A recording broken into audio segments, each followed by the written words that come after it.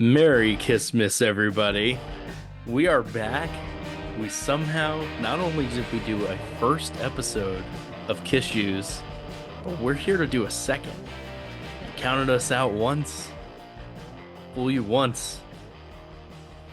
Counted us out a second time, won't get fooled again. This is the great George W. Bush. We love him. Once said. Yes. I'm your really bad host, Drew Mayans, as joined by DJ Unsound Rob over there, who's in his newly reformed Kiss lair, It's getting ready for the it's holiday season. Kiss Cave, Drew. It's a Kiss Cave. Kiss Okay. Cave, right? Kiss Right. Cave. Let's get that right. Yes. So we're back.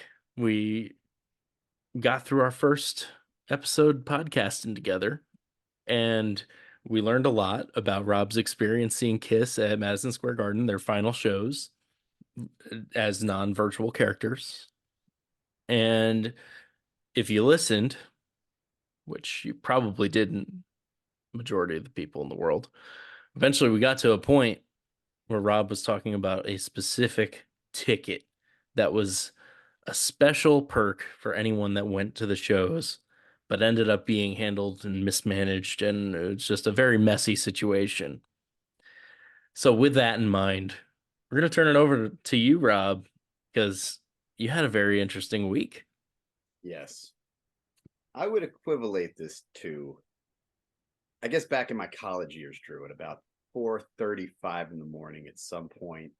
You look around, look at your friends, and you would just know you're in a shame spiral. There's no getting out of this. Wherever you're at, whatever you're doing, you're now committed. You're going to see this through, whatever the debauchery might be, and you're just going to live it. Okay. You committed. So I feel like that's where I'm at sometimes in life with Kiss, in my shame spiral. Right. That kind of makes sense. So I think the best way to just put this out there is to kind of sum up what Kiss, I had the impression that we were, as attendees of the final concert or final weekend, at some point that, or at least that last night, we were entitled, is the word. We weren't promised this because we didn't find out they were giving this out until we left. But I wanna, Drew, you're a fan of music. You appreciate things other than just the little trinkets. But let me tell you, to Kiss fans, they are as much important as the concert experience itself. And to find out that you missed out on something that could have been yours. Now, should have been, that's where I've kind of had to change my thinking. Maybe it wasn't really promised or well thought out enough to have been, properly distributed. We understand it. But here's the great part about this, Drew. And I think this is the part that, this is why we're doing KISSUES. This is Drew's moment. It's not my moment. Okay. Let my loss and foolishness be Drew's gain. And the listeners, if you're listening or watching this, bless you. You get to laugh at my expense. Now, as a Kiss fan, I will say it burned me up for days. So, Drew, you and I had spoke on Sunday after the weekend. So I had Friday, Yep. Saturday. There was a lot of emotion. There's a lot of things that are going through your mind, but there's the lasting effect was, where's my golden ticket? Where is it? Right now, Mhm. these were not promised. Supposedly, and as the information's getting out there days after the shows, these are limited edition, limited to 10,000. And you start doing the math, you're like, wow, it's very limited for the crowd they had. And well, let's just say if you missed out and you didn't know somebody or people didn't have extras, you had to go to the dark depths of the dark web. You had to go Had there. to. You had to go Had to to. go.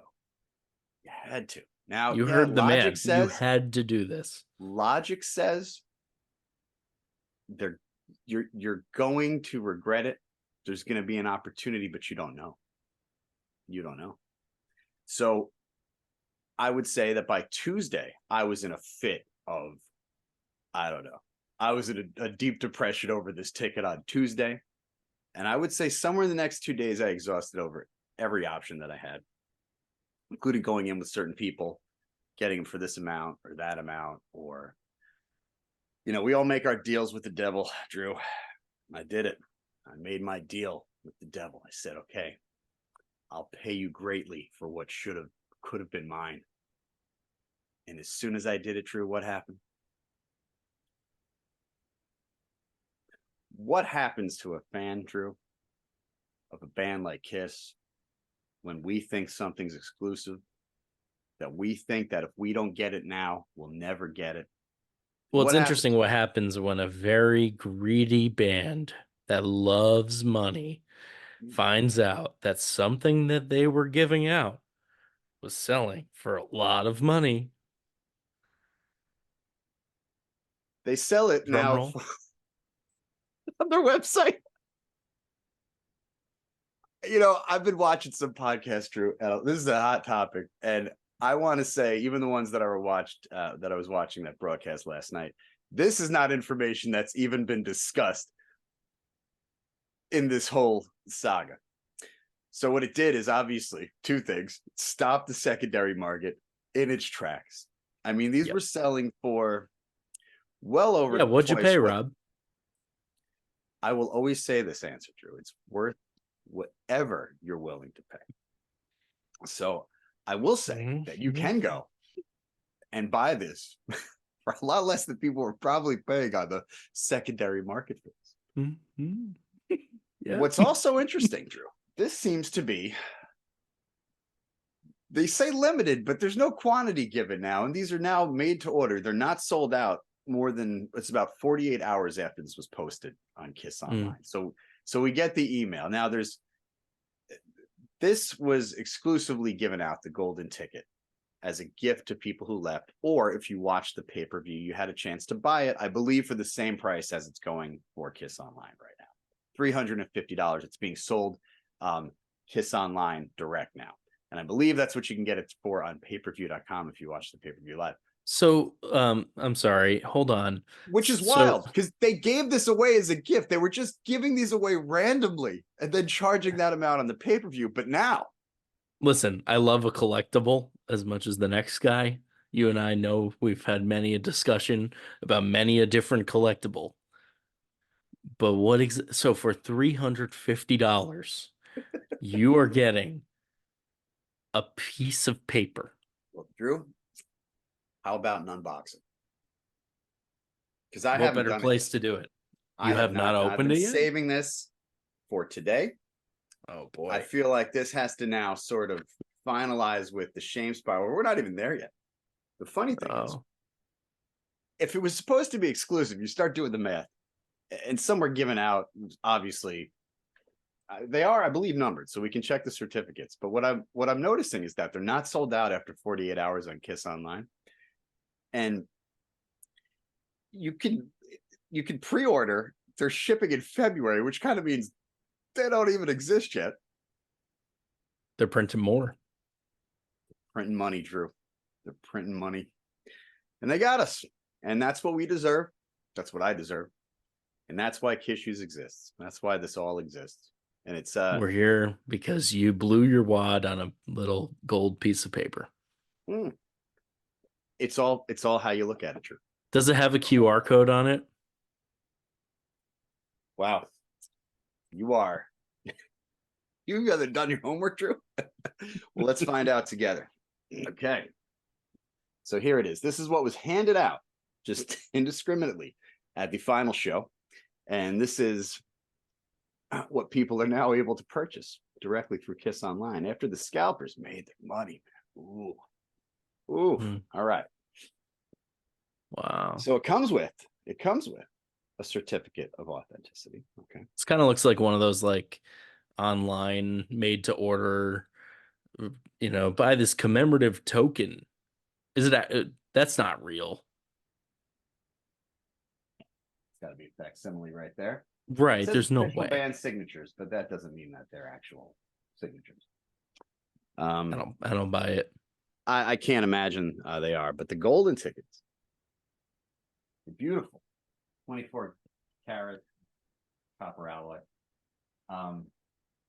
The 2009 Yankees are World Series Comes champions. with. Please call to order this special commemorative gold coin. And Yep. look at that QR code right there. I'd say insult to injury, but we're there. We've been there. Comes with a nice little stand. I think you can put it on a little stand, which is what I plan on doing. I'm going to display this proudly, Drew, as a reminder of the illness that I have. Right. It And is a my tissue. disease. Yep. The question is it? Now, I will say I'm not a completist. I'm not somebody I don't even have the tour book from the last weekend shows. The one that's, got Madison Square Garden, December 1st, 2nd. I don't have that. And that's So, probably for most of the collectors, that's an automatic, I right? went, The so merch, you didn't get merch either. I didn't Yet. get merch. And the goal was to not spend money there, knowing that probably the merch that was produced for New York City was going to be sold online, which it is. It went online the same moment as the golden ticket, the bomber jacket I didn't get, the shirts, it's all there. You can get it. And to me, I'm trying to not collect more shirts, festive seasonal shirts, but how many more shirts can you have? Right. So I was trying not to get shirts. The bomber jackets are sweet. I'm looking at giving those a hard look, a real hard look. I mean, they are flashy, they're loud, they got a nice embroidered inner, which is pretty nice. So, but here's the point. But you could buy that, or you could buy a piece of gold paper with a QR code on it for around the same price. Now I don't have to, Drew. So here's Right. here's the great thing. Are you printing money as well? This was all a gift from my wife's husband. So No way. True story. Guy bought it all for me. Nice guy. He really could smell the desperation, couldn't he? What I'm gonna say is, it's how you rationalize it, right? Like, I'm rationalizing this by, okay, I didn't buy merch at the show, right? I got an exclusive poster, which I haven't even seen this one for sale on eBay. Okay, I haven't even seen it for sale. This lithograph that says the dates of the show. It was not. It's a nice little flex there in the background. It's a flex. I had to put it there, and I have the other ones. I have the other like official lithographs. I got the first night now, because the second night was given to me. So now the first night, the second night, that lithograph, and with the ticket, to me, that's a nice little package there. Where if I put a value on that, Drew, and what I actually paid for it, I'm pretty Priceless. But that's the deal I've made with myself that makes me go to bed at night. I go, okay. You have to rationalize. Also, what I will say is, at least this is the last show. There's something special about it. You've been a fan for a long time. I understand going all out for this kind of show, but we've talked about also, and this is something that we will be discussing more in the future, but when it comes to this aftermarket for a lot of after shows you go to, if you miss the big thing that's for sale that sells out, I have said, and hear me now, quote me later, that I will not pay that price. And that's the difference between us right now. You're a rational individual, Drew. At It's the good. moment. Yeah, that's a smart. It's. I don't go for too many posters. There's not enough wall space in the world for all the posters. I don't want to gather them, and I don't want to have to buy them on the secondary market. I don't want to have to buy anything on the secondary market if, like you're saying, if you miss it. I think Right. what really got me with this one is it was literally right there. I was watching Yeah. people walk out with handfuls of them, knowing they were going to sell them to suckers like me if I didn't somehow get one. In our group of 4 people, one person was able to get one, and I felt like, okay, good. Like, I think it really was like we got somewhere. And for me, I looked at it like I didn't need it. I wasn't thinking about that. I was laughing at it more than being upset I didn't have it.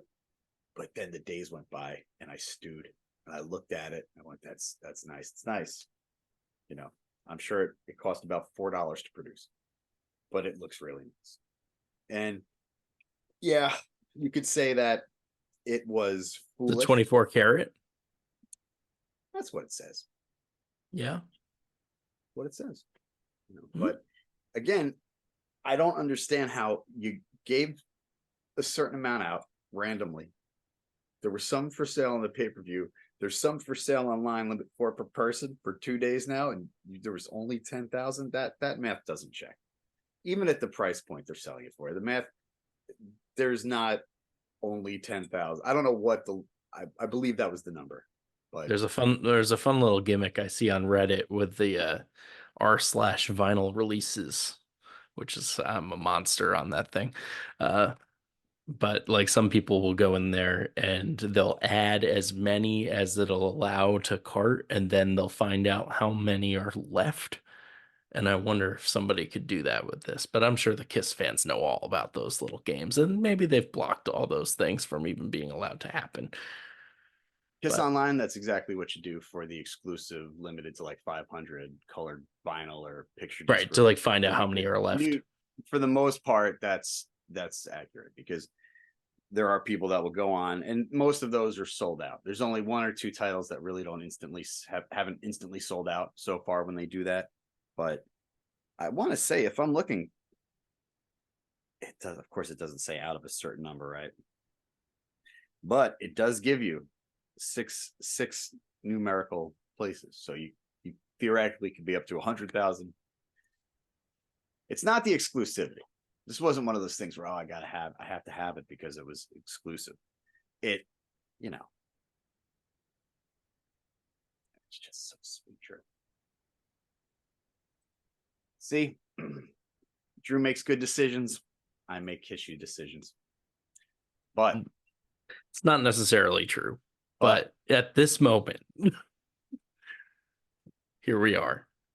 And well, we're talking KISSUES this week, Drew. But I think we could tease a little bit of next week because there's some gizhus happening here too. There are gizhus, absolutely. and that's what this show is, I think, geared towards. It's not just talking how ridiculous this side of the fence is over here. Okay. And I've never seen Kiss play in a cave. originally that was what it was.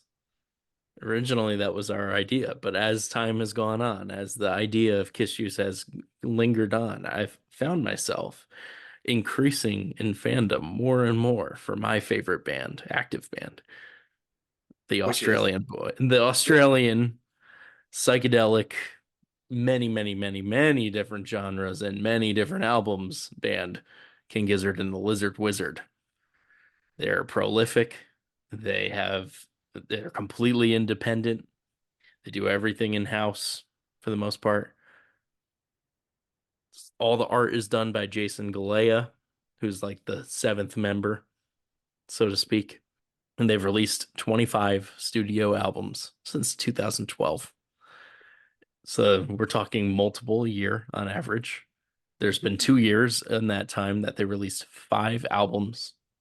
I've seen King Gizzard 6 times since 2018, um, which I guess is probably light work for a lot of diehard fans of certain bands. But for me, I'd never really seen any band more than maybe twice or something like that. So, I get my fill, and then I like to, go see a lot of different bands to really get like a full scope of the music scene. But this band I will always go and see. So yeah, they've grown to be my favorite band, and of course, they know a thing or two about marketing. And Rob and I have talked about this plenty of times in the past, but I'm sure that they were inspired by plenty of the business methods used by a certain other band we talk a lot about, um, as well as many others. But like Fish, especially. I mean, they've kind of grown into a big touring jam band, even though the records don't necessarily always reflect that. A lot of the songs get expanded upon live into 15, 20 minutes. They're always keeping it interesting. You might not like one album, but then later in the year they'll release another one that you might love. So it's always interesting. The fans are great. There are tons of really good artists that do a lot of unique, drawings and artwork and stickers, and like they've banded together to release a lot of live records. And the band has put out albums that you can do whatever you want with. You can download them, you can press your own vinyl, whatever, as long as you send a couple copies to their warehouse so that they have them available as well. They're cool with you doing whatever you want with certain things. They're demos, they're some of their live records. So it's become this very like Wow. almost DIY thing, but now they're starting to sell out Red Rocks and like some bigger venues, maybe not stadiums or arenas yet, but they're kind of right on the precipice of that. If you go on the Nugs website, you're gonna see Fish and Dead and Company and King Gizzard on the homepage now. And that's where we're at. So, with all that said, I've I found like myself. I like how you just admitted the parallel too, because this did start as a really this started as a basis of, hey, we can make fun of Rob at the record store for liking Kiss and being amongst the Kiss fans and the Kiss faithful and the Kiss army. And it's not, I get it. I really get, if you're not a Kiss fan, this has to be the most obnoxious thing. Can I tell you my favorite part of the Kiss weekend in New York? Was Hmm. all the people that I know who are not Kiss fans that work in New York, cops, nurses, everybody that I knew that was somewhere else. Like, I got on the late train home and it was all your people, Rob. And I got all these little messages from people that weren't, there for the shows, and kind of witnessing that sort of convergence, right? Of, Kind of a of the Comic army. Con vibe. Yeah. I mean, and you know, to the point that it's specific, right, to one band, to so where you look is like, it's, if you don't know who that is, by the end of the night you're probably, oh, somebody will tell you, oh, that's a stupid band. But Right. I really like that. I really like the fact that it was just it was kind of in the city for a couple of days, like a week. And there were things, I mean, like if you were there coming from out of town, you did a lot of stuff. You went to pre-parties, you did the merch pop-up stores, you got the pizza box, you got the Metro cards, all fun stuff. I think what you kind of said before, like you said, you've seen Gizzard 6 times, but it's where you've seen them too. So we'll Right. get into some of the places you've seen them, which I think is kind of next level. And I think you're doing it right. Um, I've really never traveled for shows. I mean, I will say, like this Kiss tour, if I did, I gotta count. I think I did. I have the Drew. We can count confetti bags.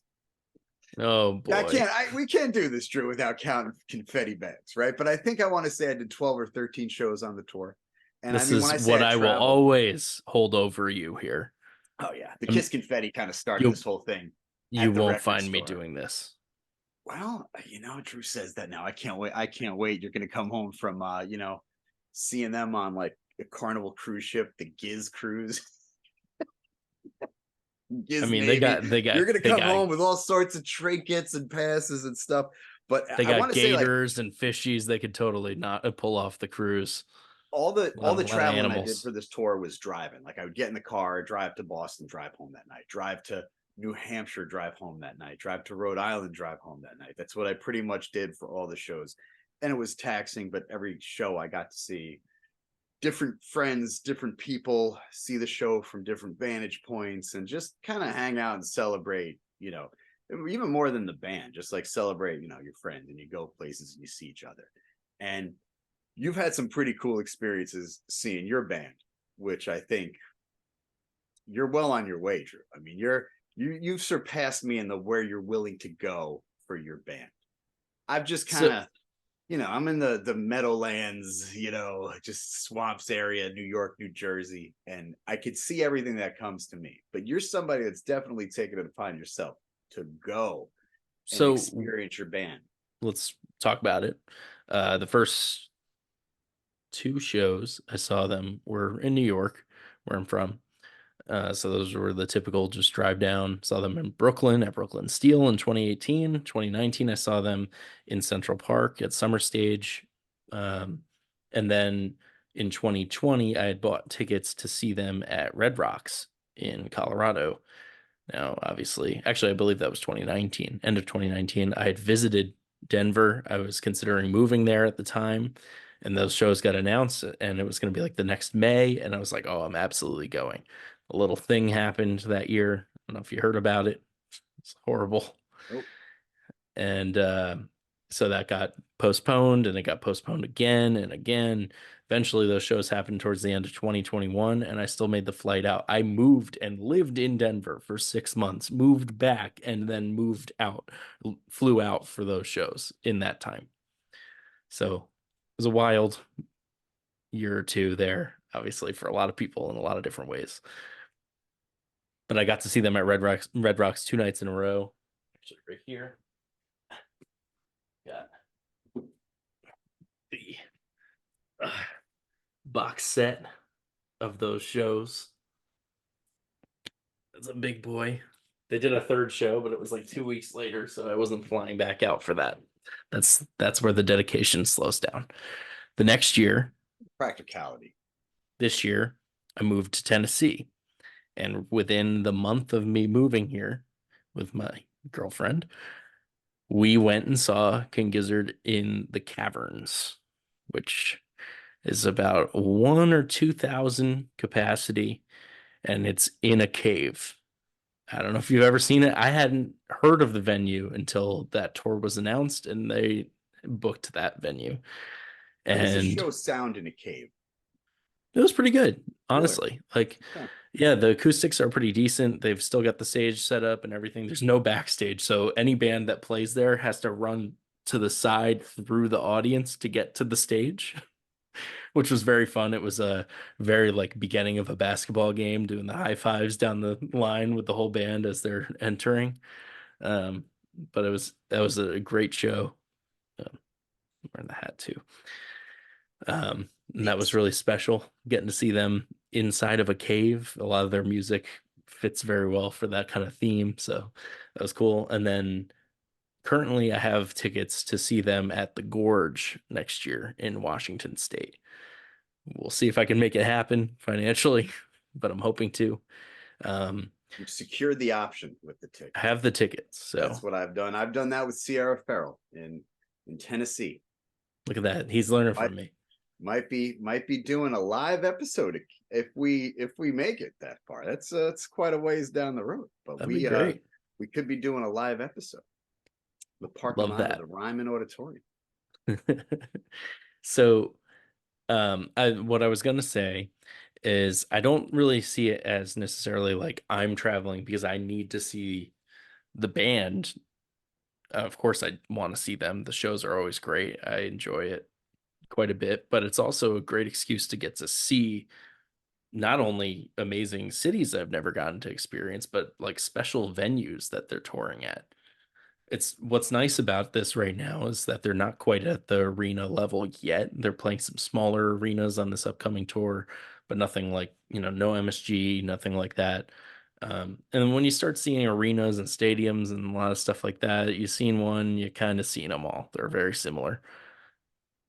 Oh, I mean, yeah, some might have better sound, some might have, yeah, but like for the most part, you got a very similar structure, that sort of thing, whereas right now they're playing a lot of venues that are very picturesque and like really unique.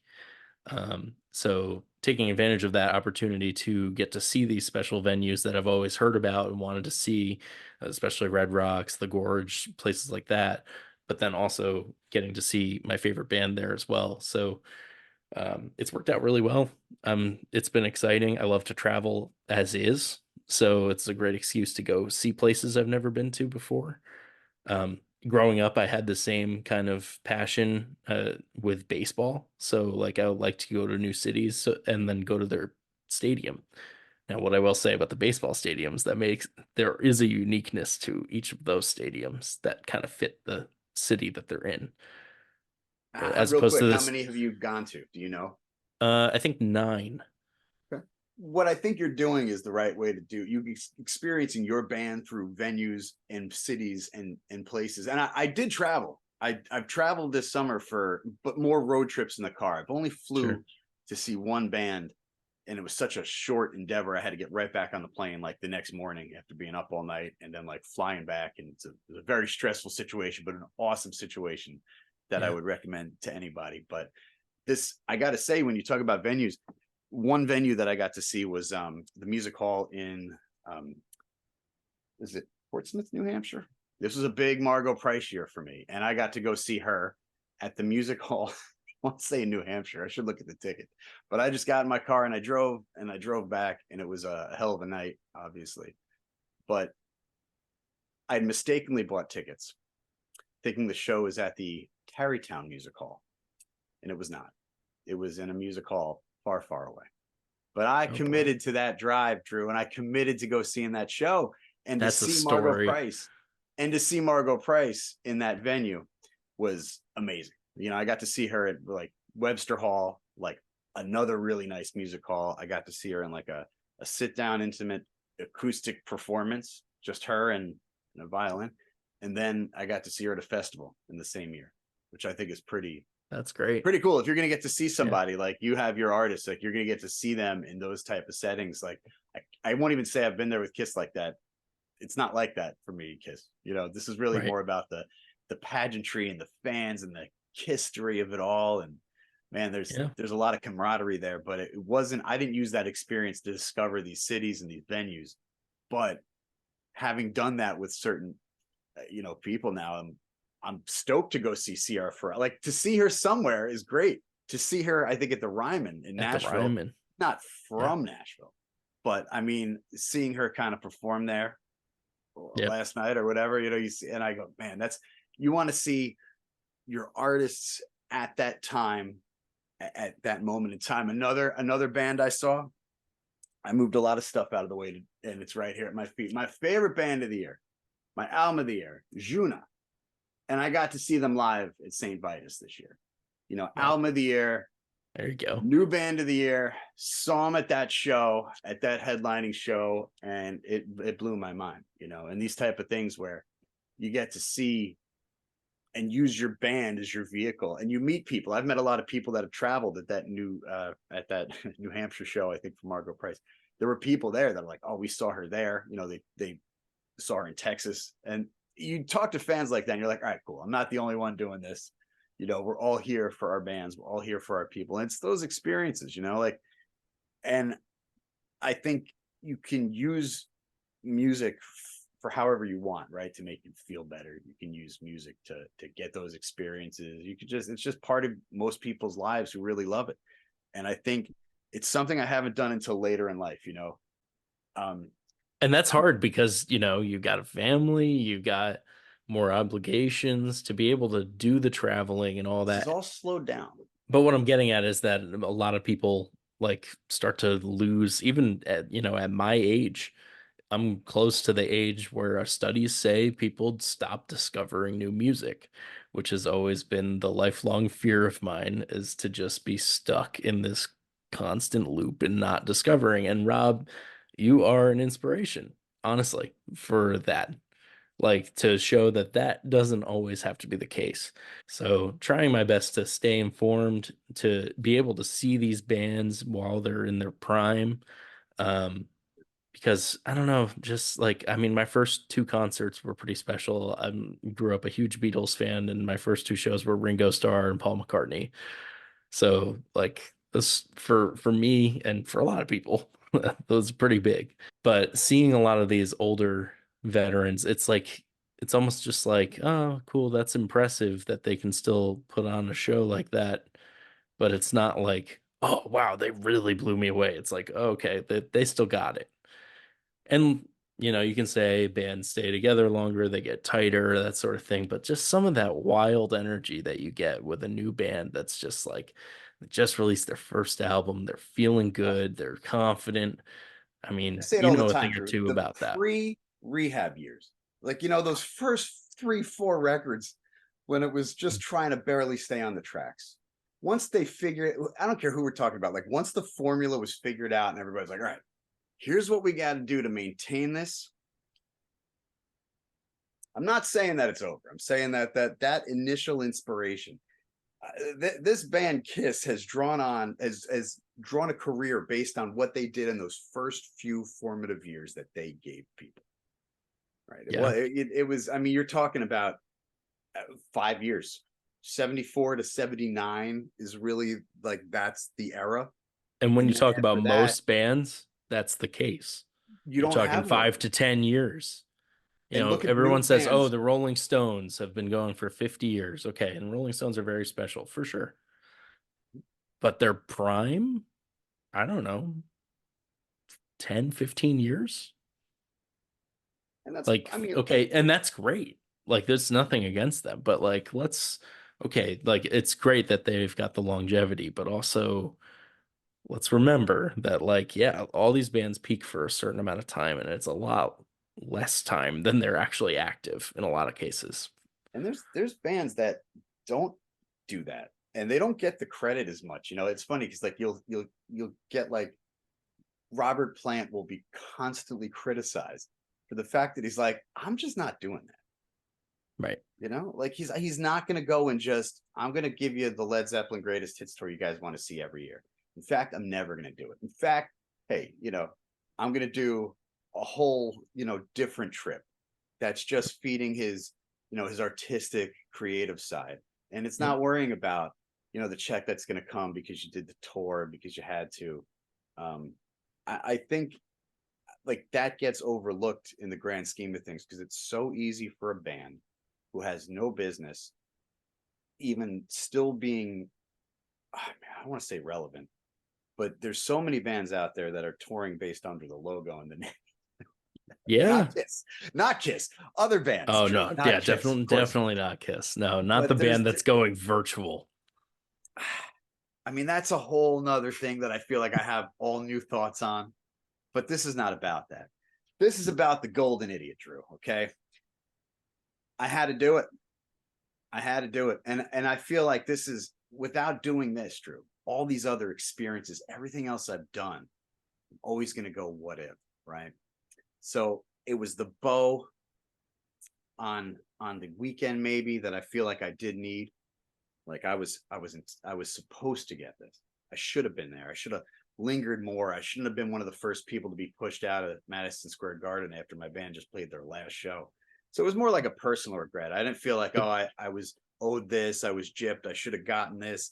I really felt like, oh, my timing was off, whatever. And frankly, we all pay for silly mistakes in life. I'll pay for one more. The And question I have here is, and I think I know the answer because I see you holding the thing in your hand now, but would you have been able to move on if you did not get this thing? Would the show have felt complete if you didn't have that in your hand? clearly not. Um, I I know. wish I, I'm I wish I just, could sit here and go, no, I don't need this. No, I mean there's part of me that's part of the experience. It puts this whole situation a little bit right for me, even if I had to pay for it, and I don't feel like I should have paid what I paid for it. Now I'll be honest with you, I would be just fine not having a single thing. I know people. What I feel like I'm putting myself out there doing this, Drew, is I'm opening myself up to a lot of criticism. And I remember once somebody said when they saw a picture of a couple of things, a very few things, they said, "Well, that's a lot of merch," and I took really harsh exception to that word. It's not merch. it's I mean, memories. I did say last week it's kind of like like it's consumerism. It's there's a part of that, yeah, but it's almost like consuming art more than consumerism. And to just look at it or see it as merch, I think if that's the viewpoint, I almost got offended because I think that's people could miss the mark if they see it that way. That's fine. I mean, they Mm. could like what they like, right? Be into what they choose to be into, waste their money how they would like. And this is how I choose to waste my time and money. But it's mostly for the experience and what comes along with that. I mean, you were saying before, like when a new tour gets announced, you're talking to your friends, where you're going to go, you can see the show. There is a little bit of that when you get to go to like a Kiss convention. You're like, hey man, did you get that Kiss My Wax, Ace variant? Yeah, I got that with the signature. Yeah, Sure. how many Everybody's looking copies? out for each other. You got your two copies. You got your sealed. You got your open play. You No, got you know. absolutely not. But it's That, all that's a experiential, man. you And I, thing. I will say to share it with people, I don't get to share a lot of what I do with my close people all the time. Even my wife, with our daughter, it's hard to get places together. We saw a lot with her this year. We took my daughter saw her third Kiss concert this year at the age of 7. She saw Tears for Fears this summer. There's Cool. we're getting there. We're going places. And I would have taken her to see Margot Price. I was trying to make that happen. But one thing that was cool when I was able to share this, with somebody, I think other things happen and you kind of make more memories. And when we went to see Margot Price at, I think it was the Green Space, it was a recording for, I want to say like the Grammy Museum or Foundation. So they do interviews and tapings of the Green Space NYC. If you follow them, you can see who they have coming up there. But by taking my wife, we were able, I brought the book and to get it signed to my daughter, you know? So these things, man, that kind of ties it all together. And, I'm pretty big on wanting to, I guess, share this with my family because my daughter is going to have to deal with this, throughout her life and inherit it. I want her to like the music she likes. Doesn't have to be anything about this, but I do want to have the experiences with her. And I think, most of what I filmed night one at the Garden was her, watching Kiss. I didn't film Kiss. I filmed her watching Kiss. That's what I want to remember, 10 years from now, 20 years from now. The rest of it, it's a show. I've seen the show and it really is experiential. Like everything, I think from here on out for me. And yeah, that thing that may have happened a few years ago where nobody could leave their house or tour or do anything or work for a couple of years. I think that really hit home for me where I'd seen, including Kiss, so many of this, I see my bands, the same bands over and over every time they come through, right? How many times do you need to really see the same bands?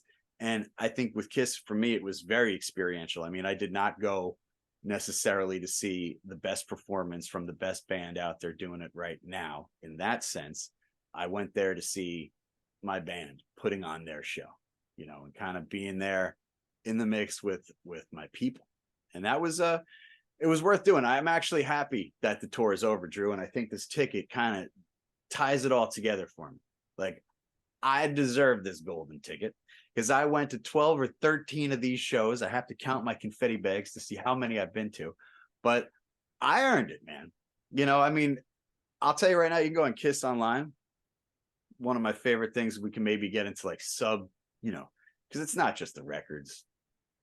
It's not just the little trinkets and this and that. You go down roads when you start doing this, and you can go to Kiss online and you could buy a legitimate RIAA certified award, and you could buy one and have it presented to yourself. Now, Drew, how many of these records do you think I have? Like total Kiss records? Not total Kiss records.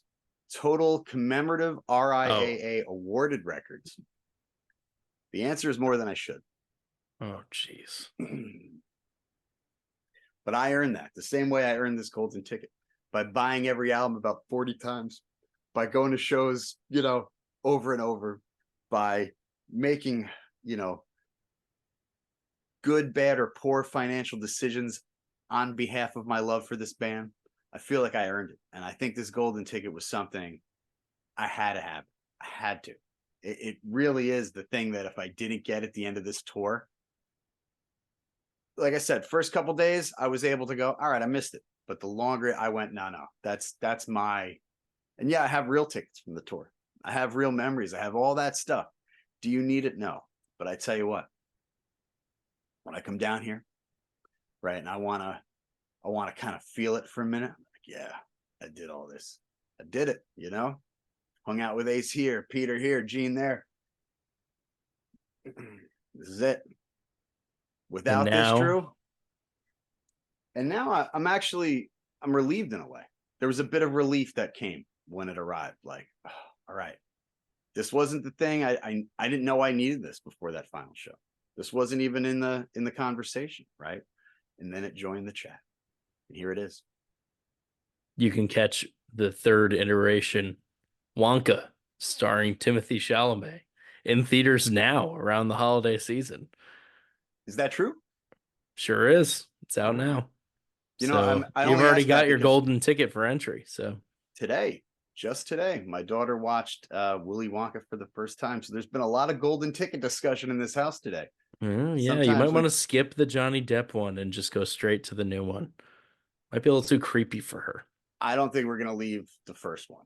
We're just in The that first first one's one. the best, The first, like, yeah. of course. The Tim Burton thing is a little weird.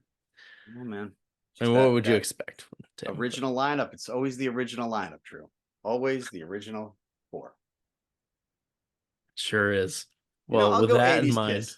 We'll go Eric Carr, all Bruce right. Kulick, Vinnie Vincent all day long. When you want to really start, peeling back the onion, Drew, we can go down there. But we're just trying to keep it surface level, I think, right now. And I want to make sure that I give you enough opportunities to make fun of me. But be careful, Drew. Heavy is the head that wears the crown. Pretty soon, once that scale tips and you're seeing, you're on your 10th King Gizzard cruise and you're the highest rank that you can be, you're going to sit there going, uh-oh, it happened. So let this be a cautionary tale, Drew. This could be you in your Giz cave, gizzing out with your Giz friend. I don't want to think about it. Come on, that's why we're doing this show. Yeah. Right, that's why we're doing this, man. Well, with that in mind, I hope everybody has a very happy holiday and a happy new year. We will be back in the year Merry of Christmas, Drew. Merry Christmas, everybody. We will be back in 2024. Maybe with Wow. some special guests. We're going to go on some. I think there's a lot to talk about here, and we've barely scratched the surface of making fun of me. We haven't even started going down the road with Drew. Like, I know you're kind of setting the table here, but what I find We've very set interesting about King Gizzard, like you said, in how many years they've made how many records. And before I met you, I've known some people that like the Gizzard, but I can't even start with this band. I don't want to like them. Zach played something at Record Store Day. He played some Giz, and it was really good. And I was like, I don't even want to know what album this is. I don't want to know. one of their best. I know exactly the one he I played. don't want to know because I don't want to go, maybe I should get that one. Because you can't do that with this band, it seems. Because I knew what they were doing with their vinyl releases. And then finding out that you were into this band, I'm still very impressed, I will say, Drew. Because they border a lot of bands that I really dig. And I'm not saying they're on that same level, but They are. They're bordering that. I know they're multi-talented, but they kind of border that and straddle that doom and stoner line pretty well, for being good musicians and stuff. So I'll say that it's a dangerous, slippery slope, Drew. But then their What are you newest going to do when the album box sounds sets like start coming out? Kraftwerk. When the box sets start coming out, what are you going to do? I mean, you got the show you've seen, but those are shows that, and then after a while, you're like, oh man, this was from that tour.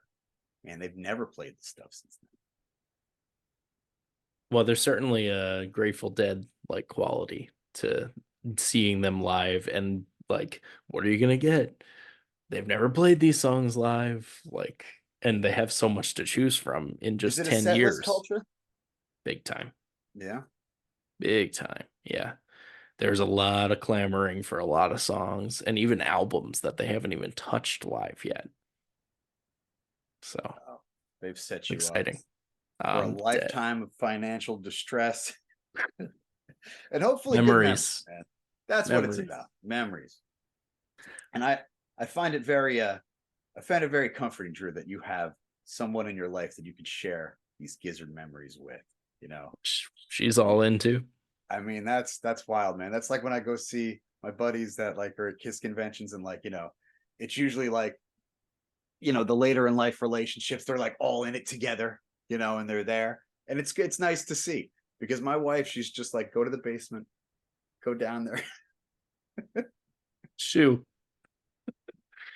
I mean, there are times where I say to myself, okay, I've gotten away with more than I should get away with here, right?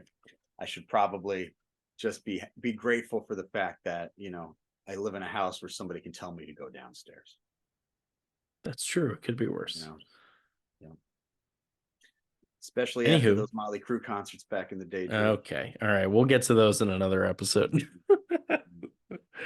This was fun. Let's do it again in the new year. Look at us. Take care, everybody. You know what? Hold on, Drew.